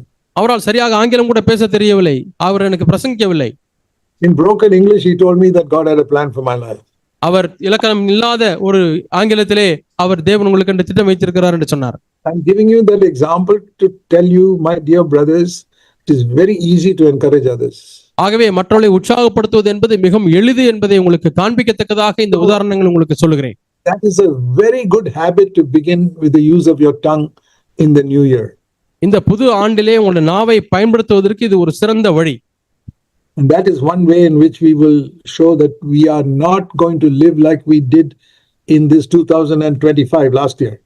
கடந்த 2025 ஆண்டிலே நான் வாழ்ந்தது போல இந்த ஆண்டும் நான் வாழ மாட்டேன், என்னுடைய வாழ்க்கை மென்மையா இருக்கும் என்று சொல்வதற்கு சிறந்த வழி. Yeah, I believe we husbands should encourage their wives. கணவன்மார்கள் மனைவிமார்களை உற்சாகப்படுத்த வேண்டும், அதை நம்புகிறேன். So one day, tomorrow morning, you say something nice to your wife. நாளைக்கு காலையில நீங்கள் மனைவியிடத்திலே ஒரு நல்ல காரியங்களை சொல்லுகிறீர்கள். Your wife will get a shock saying, what happened? மனைவி அதிர்ச்சி அடைந்து என்ன நடந்துச்சுங்க, என்ன ஆச்சு உங்களுக்கு என்று கேட்பார்கள். Something good has happened. நன்மை நடந்து விட்டது என்று சொல்லுங்கள். Imagine if that happens in your home, what a wonderful home yours will be. இது உங்கள் குடும்பத்திலே நடக்கும் என்று சொன்னால் அது எவ்வளவு அற்புதமான ஒரு குடும்பமா இருக்கும். Now, and there is a thing called flattery. I'm not talking about flattery. முகஸ்துதி என்று ஒரு காரியம் இருக்கிறது. முகஸ்துதியை பற்றி நான் சொல்லவில்லை. That is just telling lies. அது பொய் சொல்லுவது. You know, to go and puff up a person saying, oh, you're a great person and all. I'm not talking about that type of nonsense. நீங்கள் பெரிய ஆள் என்று சொல்லி அவரை புகழ்வது, பொய்யாய் புகழ்வது, வஞ்ச புகழ்ச்சி, அது முகஸ்துதி. அது மோசமான காரியம். Flattery and encouragement are like, flattery is like hell. Encouragement is like heaven. முகஸ்துதி என்பது நரகத்தை போல, அதே சமயத்தில் உற்சாகப்படுத்துவது என்பது அது பரலோகத்தை போல. You don't have to say great fancy things about anybody. யாரை குறித்து நீங்கள் வார்த்தை ஜாலங்களினாலே விவரித்து சொல்ல தேவையில்லை. Sometimes just a little boy, your son, just a pat on the back, that itself is an encouragement. உங்களுடைய சிறிய மகன் அவனை முதுகிலே தட்டி கொடுங்கள், அதுவே பெரிய உற்சாகம். It makes a lot of difference.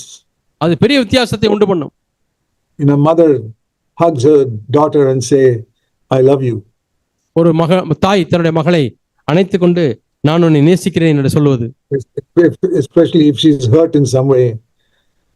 குறிப்பாக ஏதோ ஒரு விதத்திலே அவர் காயப்பட்டிருந்தால், or came back from school very discouraged because of some problem in the school, அல்லது பள்ளியிலே நடந்த ஏதோ ஒரு பிரச்சனையினால அதிக சோர்வடைந்து வீட்டுக்கு வருகிறாள், or failed in some subject, அல்லது சில பாடங்களிலே அவர்கள் தேர்ச்சி பெறவில்லை.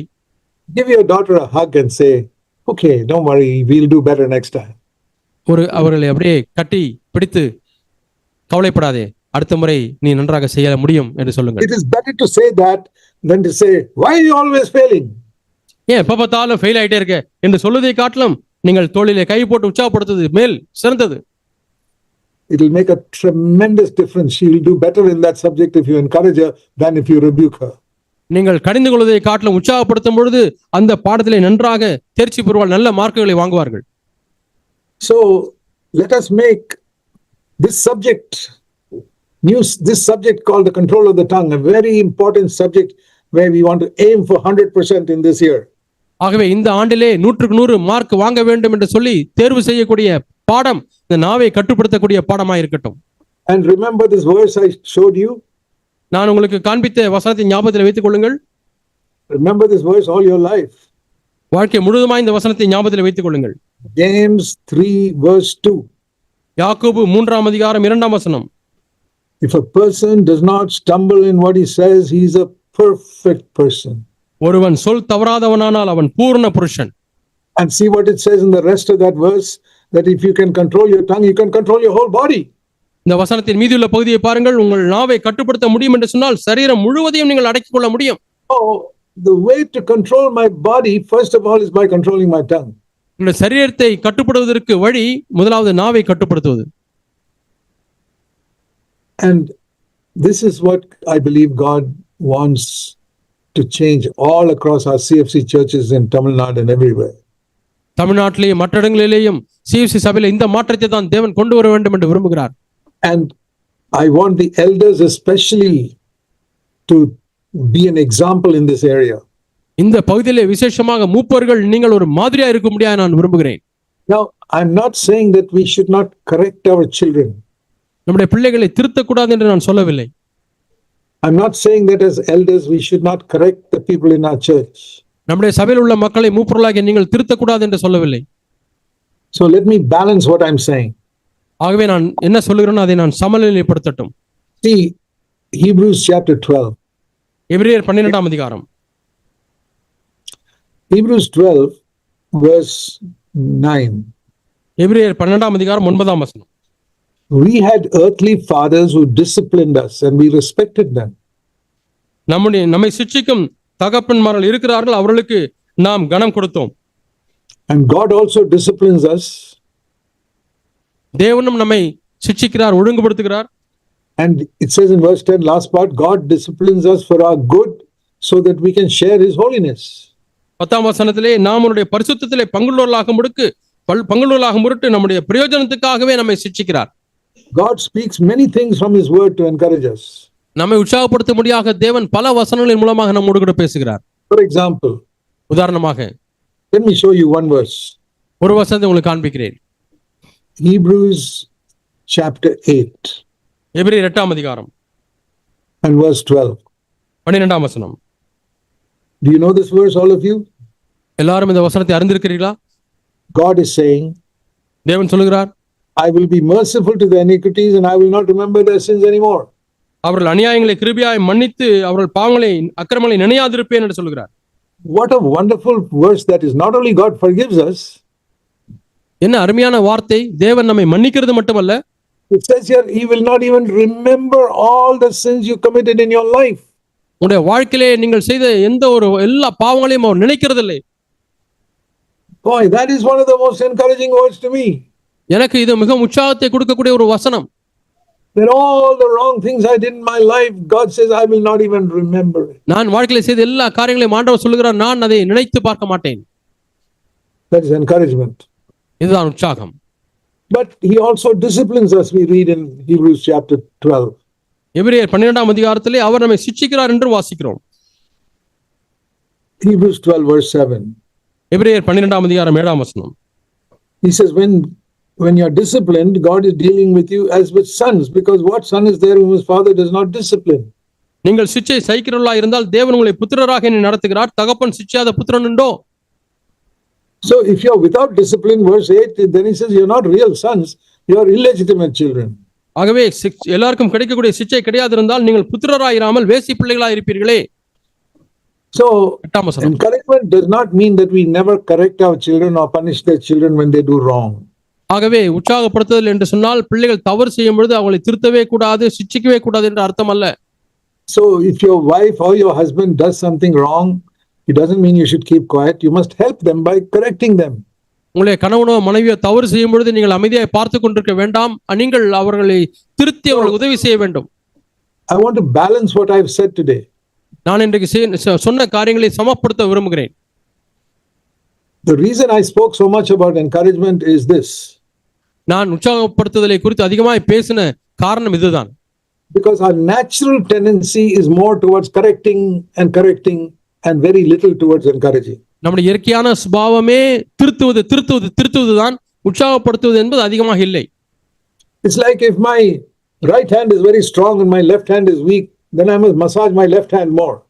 என்னுடைய வலதுகரம் உறுதியா இருக்கிறது, வலிமையா இருக்கிறது, இடதுகரம் பலவீனமா இருக்கிறது. அப்படியானால் இந்த இடதுகரத்துக்கு நான் மசாஜ் பண்ண வேண்டும். So we are very strong in correction but very weak in encouragement. திருத்துவதிலே மிகவும் வலிமையானவர்களாய் இருக்கிறோம், உற்சாகப்படுத்துவதிலே மிகவும் பலவீனர்களாய் இருக்கிறோம். That is why I am speaking so much about encouragement. ஆகவே தான் உற்சாகப்படுத்துதலை குறித்து அதிகமாக நான் பேசுகிறேன். Correction and encouragement are like two hands. We need both of them. திருத்துவதும் உற்சாகப்படுத்துவதும் இரண்டு கரங்களைப் போல நமக்கு இரண்டுமே தேவை. Or like two legs, we need both of them. அல்லது நமக்கு இரண்டு கால்களைப் போல இரண்டுமே நமக்கு தேவை. So I'm not saying discipline is not necessary, ஆகவே சிட்சிப்பது ஒழுக்கப்படுத்துவது தேவையில்லை என்று சொல்லவில்லை. but the reason I say it is because our natural tendency is more to correct than to encourage. நமக்கு இயற்கையாக வரக்கூடிய சுபாவம், இயல்பாக வரக்கூடிய சுபாவம் உற்சாகப்படுத்துவதை காட்டிலும் திருத்துவதுதான். How do I know? எனக்கு எப்படி தெரியும்? Because I'm also father, I'm also husband, and I know. நானும் தகப்பனாய் இருந்திருக்கிறேன், நானும் கணவனாய் இருந்திருக்கிறேன், ஆகவே எனக்கு தெரியும். And I know that all husbands and fathers are like that. எல்லா கணவன்மார்களும் தகப்பன்மார்களும் அப்படி இருக்கலாம் என்று எனக்கு தெரியும். That we correct more than we encourage. நாம் உற்சாகப்படுத்துவதை காட்டிலும் அதிகமாக திருத்துவதிலே விருப்பமுள்ளவர்களாய் இருக்கிறோம். And all wives and mothers are also like that. எல்லா மனைவிமார்களும் தாய்மார்களும் அப்படித்தான் இருக்கிறார்கள். All human beings are like that. எல்லா மனுஷர்களும் அப்படித்தான் இருக்கிறார்கள். Now let me close with showing you how Jesus spoke to his disciples. இயேசு தம்முடைய சீஷர்களுக்கு எப்படி பேசினார் என்பதை சொல்லி நான் முடிக்க விரும்புகிறேன். You know, after being with them for 3.5 years, 3 ஆண்டுகள் அவர்களோடு கூட இருந்த பிறகு, and they had disappointed him in so many ways. இயேசுவை பல சமயங்களிலே அவர்கள் ஏமாற்றத்துக்குள்ளாக்கி இருக்கிறார்கள். But yet at the last supper, ஆனாலும் கடைசி பந்தியிலே he says in Luke 22, லூக்கா 22ஆம் அதிகாரத்தில் சொல்லுகிறார், in verse 15, 15ஆம் வசனம், I have earnestly desired to eat this Passover with you before I suffer. லூக்கா 22ஆம் அதிகாரத்திலே அவர் சொல்லுகிறார், நான் Verse 15. உங்களோடு கூட, 15ஆம் வசனம், நான் உங்களோடு கூட இந்த பஸ்காவை புசிக்க மிகவும் ஆசையா இருந்தேன். லூக்கா 22:15. And then he tells them in verse 28, you are those who have stood by me in my trials. எனக்கு நேரிட்ட சோதனைகளிலே என்னோடு கூட நிலைத்திருந்தவர்கள் நீங்களே என்று 28ஆம் வசனத்தில் சொல்லுகிறார். They were not always faithful. அவர்கள் எப்பொழுதுமே உண்மையுள்ளவர்களாய் இருந்ததில்லை. But can you imagine if you were sitting there and Jesus told you, you have stood by me in my trials? Oh, how encouraged you would feel hearing that.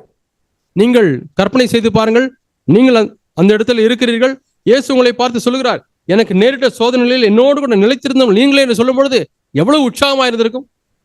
I would be tremendously encouraged if I heard that word from Jesus. நான் இந்த வார்த்தை இயேசுவிடத்தில் கேட்டிருந்தால் மிகவும் அதிகமாக உற்சாகப்படுத்தப்பட்டிருப்பேன். Now, these disciples were not perfect. இந்த சிஷ்யர்கள் பூரணமானவர்கள் அல்ல. Many times he told them, oh, you full of unbelief, how long shall I be with you? அவிசுவாசம் நிறைந்தவர்களா இருக்கிறீர்களே, எந்த மட்டும் நான் உங்களோடு கூட பொறுமையா இருப்பேன் என்று அடிக்கடி சொல்லியிருக்கிறார். Jesus had both hands. இயேசு 2 கரங்களையும் பயன்படுத்தினார். He'd correct and he'd encourage. Our திருத்துவார், உற்சாகப்படுத்துவார். So my dear brothers and sisters, ஆகவே அருமையான சகோதர சகோதரிகளே, fathers and mothers, தகப்பன்மார்களே, தாய்மார்களே, husbands and wives, கணவன்மார்களே, மனைவிமார்களே, let us balance our life and learn to encourage one another more. நம்முடைய வாழ்க்கையை சமநிலைப்படுத்த அறிந்து கொண்டு மற்றவர்களை அதிகமாக உற்சாகப்படுத்த கற்றுக்கொள்வோம். And if you really take me seriously, நான் சொல்வது உண்மையாலுமே கருத்தா எடுத்துக்கொண்டால், you know, I sometimes tell people, write this word on a piece of paper. நான் சில சமயத்தில் ஜனங்களிடத்தில் என்ன சொல்லுவேன் என்றால், இந்த வார்த்தைகளை ஒரு சிறிய பேப்பர்ல எழுதுங்கள். Encourage one another every day. ஒவ்வொரு நாளும் மற்றவர்களை உற்சாகப்படுத்துங்கள். That is Hebrews 3:13 says like this. எபிரேயர் 3:13 இப்படி சொல்லுகிறது. Let's read it again in conclusion. நாம் முடிவிலே அதை மீண்டுமாய் வாசிப்போம். Hebrews 3:13. எபிரேயர் 3ஆம் அதிகாரம் 13ஆம் வசனம். Encourage one another every day as long as it is called today. இன்று எண்ணப்படும் அளவும் நாள்தோறும் ஒருவருக்கொருவர் புத்தி சொல்லுங்கள். Why does it say as long as it is called today? இன்று எண்ணப்படும் அளவும் என்று ஏன் சொல்லப்பட்டிருக்கிறது? Because one day you will leave this earth. ஏன்னா ஒரு நாளில் இந்த பூமியை விட்டு நீங்கள் கடந்து விடுவீர்கள். There will be no more today for you. அதற்கு பிறகு உங்களுக்கு இன்று என்ற நாளே வராது. So as long as you have a day called today, encourage somebody. ஆகவே இன்று என்று சொல்லப்படுகிற நாள் உங்களுக்கு இருக்கும் வரைக்கும் ஒருவர் உற்சாகப்படுத்துங்கள். I have to say, Lord, I don't know how much longer I'm going to live. ஆண்டவரே, இன்னும் எவ்வளவு நாள் உயிரோடு இருப்பேன் என்று எனக்கு தெரியவில்லை. But today I can say today. ஆனால் இன்றைக்கே நான் இது இன்றைக்கு என்று சொல்ல முடியும். Let me encourage somebody. நான் ஒரு உற்சாகப்படுத்தட்டும். Maybe my wife. ஒருவேளை என்னுடைய மனைவியா இருக்கலாம், துணைவியா Maybe your இருக்கலாம், husband. அல்லது உங்களுடைய கணவரா இருக்கலாம், உங்கள் கணவரா இருக்கலாம், உங்கள் மனைவியா இருக்கலாம், son or daughter. உங்களுடைய மகளாக இருக்கலாம். Maybe a servant who's working in your house. அல்லது உங்கள் வீட்டிலே பணி செய்கிற ஒரு பணியாளா இருக்கலாம், வேலைக்காரியா இருக்கலாம், maybe some poor person who's doing some job for you, அல்லது உங்களுக்கு ஏதோ உதவி செய்யக்கூடிய ஏழை நபரா இருக்கலாம், somebody in the office. அலுவலகத்தில் யாராவது இருக்கலாம். Okay, I'll tell you one story and conclude. நான் ஒரு கதையை சொல்லி முடிக்கிறேன். You know that Joseph became second to the Pharaoh in Egypt.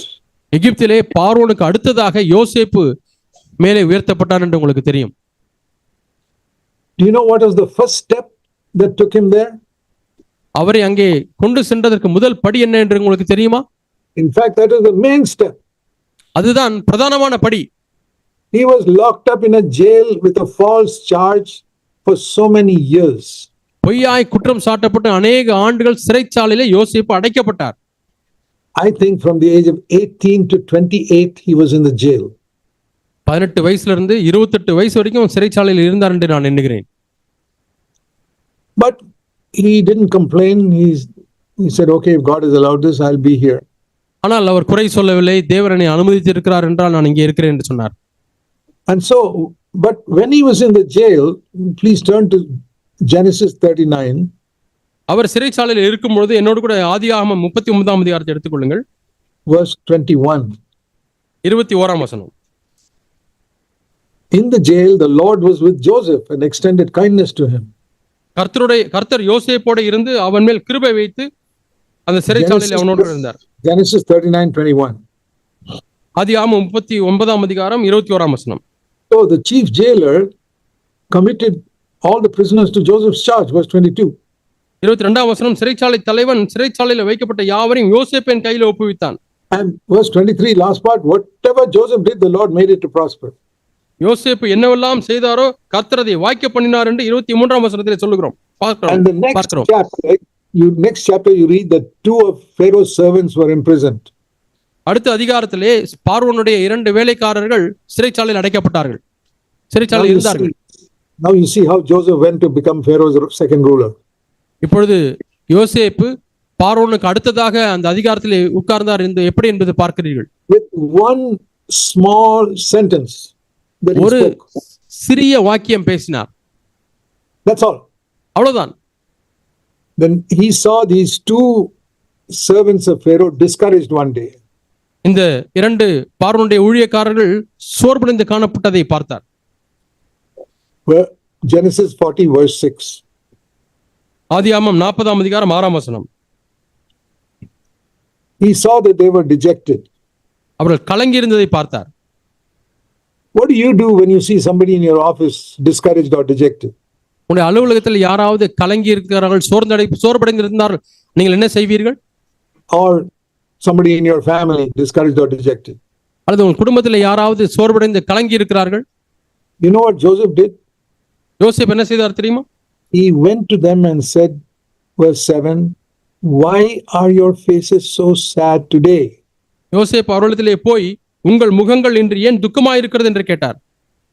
You read the rest of the story. அந்த கதையின் மீதியை வாசித்து பாருங்கள். Through that one sentence, அந்த ஒரு வாக்கியம் the way opened up for Joseph to become second ruler in Egypt. எகிப்திலே 2வது ஆளுகை செய்கிறவராய் ஆகும்படியாக அவருக்கு வழி திறக்கப்பட்டது. One sentence. ஒரு வாக்கியம் தான். Why are you discouraged? ஏன் நீங்கள் கலங்கி இருக்கிறீர்கள்? உங்கள் முகம் ஏன் துக்கமாய் இருக்கிறது? They told him the dream and Joseph explained the dream to them. அவர்கள் கண்ட கனவை சொல்லுகிறார்கள், யோசேப்பு அந்த கனவை விளக்கி சொல்லுகிறார். And one day one of them told Pharaoh, there is a man I met in prison who can explain your dream, Pharaoh. இப்ப பார்வோனிடத்திலே போய் அந்த ஊழியக்காரன் சொல்கிறான், எனக்கு என்னுடைய கனவை விளக்கி சொன்ன ஒரு மனிதன் இந்த சிறைச்சாலையில் இருக்கிறான். And called Joseph, Pharaoh said. பார்வோன் அந்த யோசேப்பை அழைத்து வாருங்கள் என்று சொல்கிறார். And he made him the second ruler. அவரை 2வது அதிபதியாய் மாற்றினார். It started with one sentence. ஒரு வாக்கியத்தில் அது ஆரம்பித்தது. Where he wanted to encourage these discouraged people. சோர்வடைந்த மக்களை அவர் உற்சாகப்படுத்த ஆரம்பித்தார். That is written in the first book of the Bible to teach us the value of and the power of encouragement. ஒரு உற்சாகப்படுத்துதலினுடைய மதிப்பு என்ன, அதனுடைய வல்லமை என்ற சக்தி என்ன என்பதை விளக்கி சொல்லும்படியாக வேதத்தின் முதல் புத்தகத்தில் நம்ம எழுதப்பட்டிருக்கிறது. No, you see somebody discouraged in your office. உங்கள் அலுவலகத்தில் யாராவது சோர்வடைந்து இருக்கிறதை பார்க்கிறீர்கள். Don't just ignore him and go away. நீங்கள் அப்படியே கண்டுகொள்ளாமல் போய்விட வேண்டாம். just go kindly to him and say, can I அன்பா pray for தயவா you? அவரிடத்துல போய் பாருங்கள். Can I pray for you? நான் உனக்காக ஜெபிக்கட்டுமா? What is the problem? Can I help you in some way? என்ன பிரச்சனை? நான் எப்படியாவது உதவி செய்யட்டுமா? That's all it takes to encourage somebody. அவ்வளவுதான். ஒரு உற்சாகப்படுத்துறதுக்கு எவ்வளவு வார்த்தைகள் போதும். So my brothers and sisters, ஆகவே அருமையான சகோதர சகோதரிகளே, let us not just say this is the beginning of a new year. ஆகவே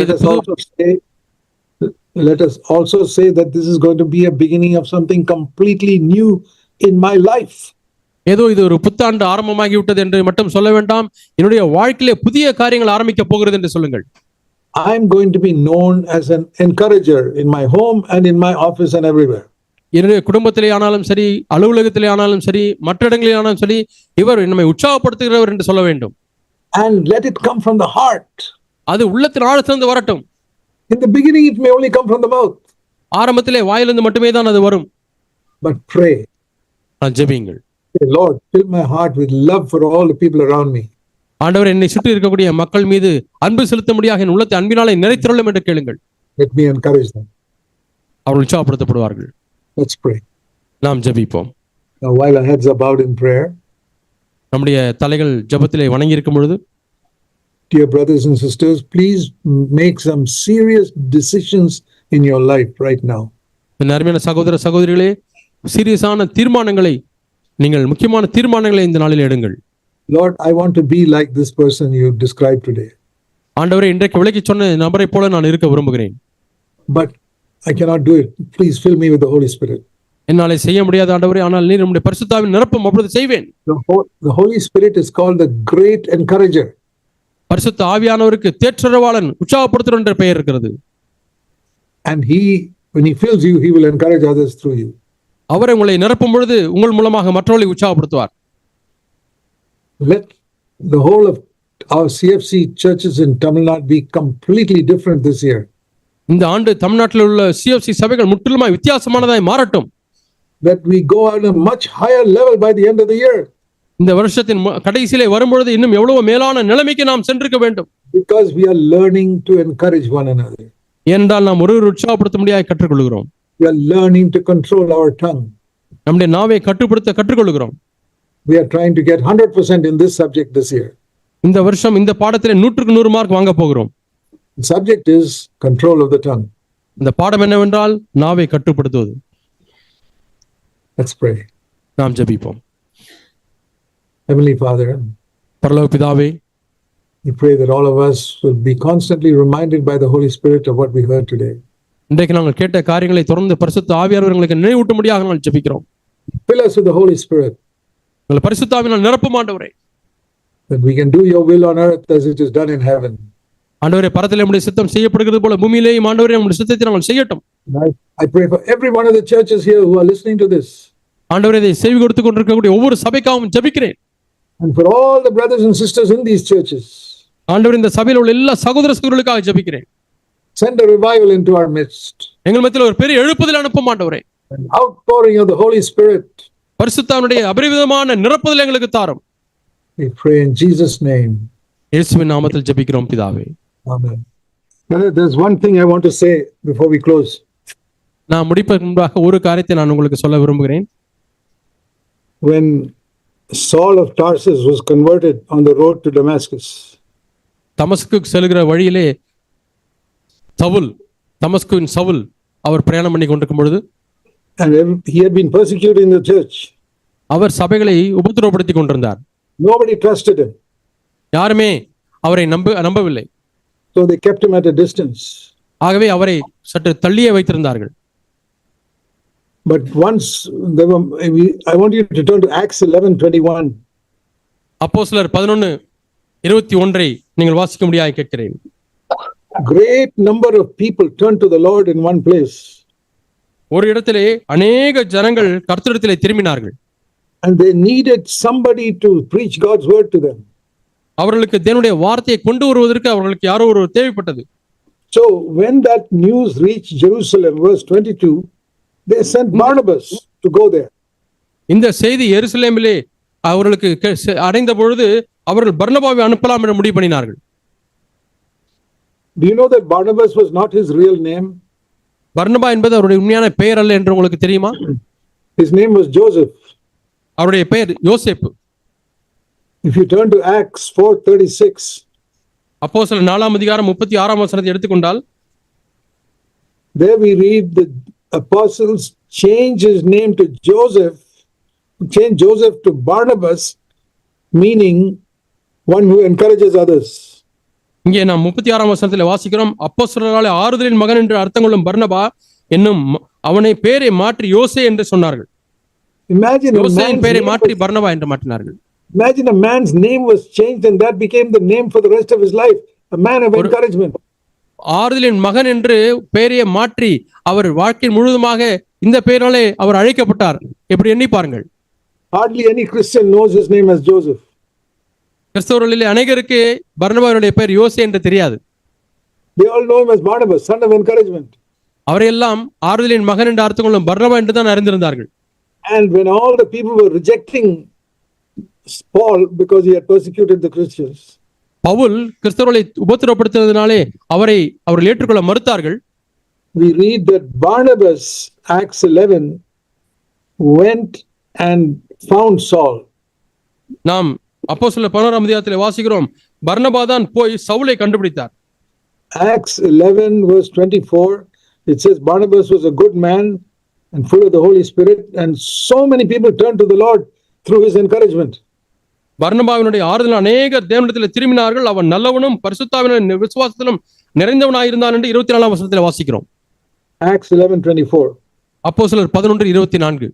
And he went to Tarsus, where everybody had rejected Saul, went to Paul's home in Tarsus and called him and brought him to Antioch, verse 26. எல்லாருமே பவுலை ஒதுக்கி விட்டார்கள். ஆகவே பர்னபா சவுலை தேடும்படி தர்சுவுக்கு புறப்பட்டு போய் அங்கே கண்டுபிடித்து சவுல் பவுலாய் மாறினார். அந்த பவுலை அவர்கள் அந்தியோகுக்கு கொண்டு வந்தார்.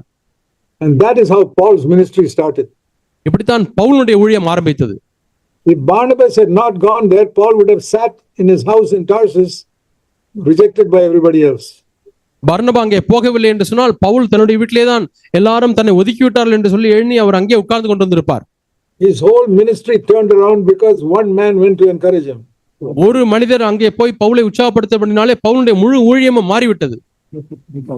We can do that also. நாமும் அப்படி செய்ய முடியும். It's a wonderful if somebody will change our name to a man of encouragement நம்மையும் ஆறுதலின் மகன் என்று நம்முடைய பெயரை மாற்றிவிட்டால் எவ்வளவு அற்புதமா இருக்கும். or a woman of encouragement, அல்லது ஆறுதலின் மகள் என்று சொல்ல முடியாத பெயர், a woman who always encourages others, மற்றவர்கள் எப்பொழுதுமே உற்சாகப்படுத்தக்கூடிய ஸ்திரீ, a man who always encourages others. மற்றவர்கள் எப்பொழுதுமே உற்சாகப்படுத்தக்கூடிய ஒரு மனிதன். Let us aim to get that title by the end of 2026. 2026 முடிவிலே இப்படிப்பட்ட பெயரை நாம் கொண்டிருக்கும்படியாக நாம் பிரயாசப்படுவோம். God bless you. தேவன் உங்களை ஆசீர்வதிப்பாராக. Today I had some time to read God's word and meditate on God's word today. இன்றைக்கு தேவனுடைய வார்த்தையை வாசிக்கவும் அதை தியானிக்கவும் எனக்கு நேரம் இருந்தது. And as we always do on New Year's Eve, I thank the Lord for so many things He did for us all, especially me and my family and all our churches this last year. புத்தாண்டிலே எப்பொழுதும் நாம் செய்கிறது போல நான் கடந்த ஆண்டிலே தேவன் எனக்கும் என்னுடைய குடும்பத்துக்கும் செய்த ஒவ்வொரு நன்மைகளையும் நான் எண்ணி தேவனுக்கு நான் நன்றி செலுத்திக் கொண்டிருந்தேன். And for all the brothers and sisters He gave us all தேவன் over. இந்த பூமி உலகம் முழுவதுமாய் கொடுத்த சகோதரிகளுக்காக தேவனுக்கு நன்றி செலுத்தினேன். And especially I want to thank all the Tamil Nadu families who were so good to my son Santosh and his family. குறிப்பாக தமிழ்நாட்டிலே என்னுடைய மகன் சந்தோஷ் அவர்களுக்கும் குடும்பத்துக்கும் மிகவும் நீங்கள் நல்லவர்களாக இருந்த குடும்பங்களுக்காக நன்றி செலுத்துகிறோம். Praise and thank God for such a family and such fellowship we can have together. நாம் ஒன்றாக சந்தோஷிக்கக்கூடிய நல்ல குடும்பத்துக்காக தேவனுடைய பிள்ளைகளுக்காக நன்றி செலுத்துகிறேன். And I thank God for the word we just heard to challenge us this year. இந்த ஆண்டிலே நம்மை சவாலிட முடியாத ஒரு நல்ல செய்திக்காக தேவனுக்கு நன்றி செலுத்துகிறேன். in this year, we want the Lord to make us encouragers to many, many people. இந்த ஆண்டு அநேக மக்களுக்கு நம்மை உற்சாகப்படுத்தக்கூடியவர்களாக தேவன் நம்மை மாற்றுவார், ஆக்குவார் என்று நான் நம்புகிறேன். There's a chorus in English which says, Lord, make me a blessing to someone today. ஆண்டவரே, இன்றைக்கு யாருக்காவது என்னை ஒரு ஆசீர்வாதமாக்கும் என்று ஒரு ஆங்கில பாடல் இருக்கிறது. And I want that to happen every day of my life as long as the Lord gives me life. எவ்வளவு நாட்கள் தேவன் எனக்கு ஆயுசு நாட்களை கொடுப்பாரோ அந்த ஒவ்வொரு நாளிலேயும் நான் அப்படி இருக்க விரும்புகிறேன். And thank God that we can hear God's word and be encouraged by his word so that we can encourage others. நாம் மற்றவர்களை உற்சாகப்படுத்தும்படியாக நாம் தேவனுடைய வார்த்தையை கேட்க முடிந்தது, அதனாலே உற்சாகப்படுத்தப்பட்டிருக்கிறோம். அதற்காக தேவனுக்கு நன்றி. I was thinking of Barnabas, the son of encouragement. Barnabas was called a son of encouragement and he encouraged Apostle Paul. ஆறுதலின் மகன் என்று அழைக்கப்படக்கூடிய பர்னபா, அவருக்காக தேவனுக்கு நன்றி செலுத்தினார். அவர் பவுலையே ஆறுதல் படுத்தினார், தேறுதல் படுத்தினார். How much God used Paul to bless us through his words and his writings even now. இன்று வரை பவுல் எழுதின எத்தனையோ நிருபங்கள் வார்த்தைகளினால் எவ்வளவாய் தேவன் நம்மை ஆசீர்வதித்திருக்கிறார்.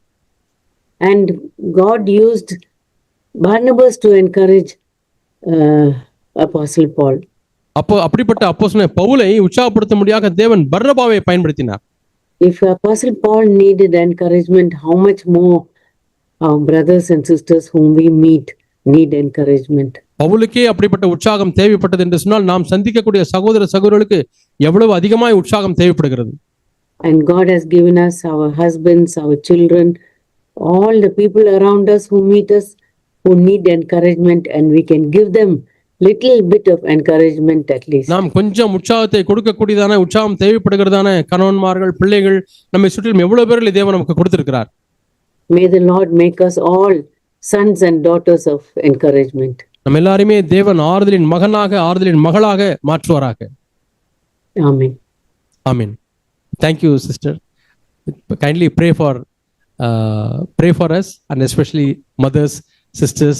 You can remember in prayer now. You want me to pray now? Yes, sister. Heavenly Father, thank and praise you for this new year you have given us. எங்கள் பரலோக பிதாவே, எங்களுக்கு கொடுத்த இந்த புது ஆண்டுக்காக உமக்கு நன்றி செலுத்துகிறோம். Lord, as mothers and sisters in the church, you've given us so many opportunities by which we can encourage others. மற்றவர்களை உற்சாகப்படுத்தத்தக்கதாக தாய்மார்களுக்கும் ஆண்டவரே, பிள்ளைகளுக்கும் ஆண்டவரே எவ்வளவோ தருணங்களை எங்களுக்கு கொடுத்திருக்கிறீர் ஆண்டவரே. Help us not to be selfish, thinking only of ourselves. எங்களை மட்டுமே எண்ணிக்கொண்டு நாங்கள் சுயநலமுள்ளவர்களாய் இருந்து விட வேண்டாம், உதவி செய்யும். Help us to be thinking of others and ways to encourage others. ஆண்டவரே, மற்றவர்களை குறித்து சிந்திக்கவும் மற்றவர்களை எப்படி உற்சாகப்படுத்தலாம் என்ற வழிகளை கண்டுபிடிக்கவும் எங்களுக்கு உதவி செய்யும். We are so much in need, Lord, but you encourage us so that we can encourage others. ஆண்டவரே, நாங்கள் எவ்வளவு தேவையில உள்ளவர்களாக இருக்கிறோம், நாங்கள் மற்றவர்களை உற்சாகப்படுத்தும்படியாக நீர் எங்களை உற்சாகப்படுத்தும் ஆண்டவரே.